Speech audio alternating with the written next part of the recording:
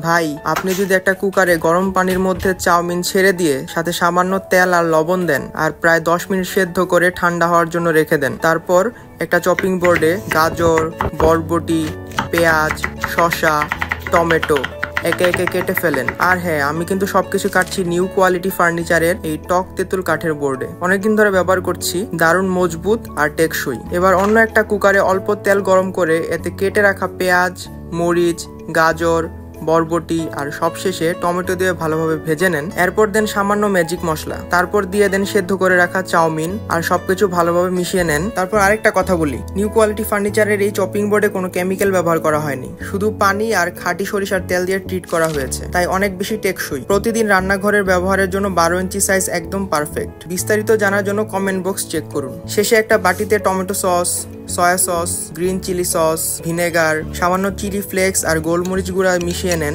সেই সসটা কুকারে ঢেলে দিয়ে সবকিছু একসাথে মিশিয়ে নিলেই তৈরি হয়ে যাবে একদম স্ট্রিট স্টাইল চাউমিন। এবার একটু খেয়ে দেখি তো কেমন লাগে। দারুণ মজাই তো লাগে।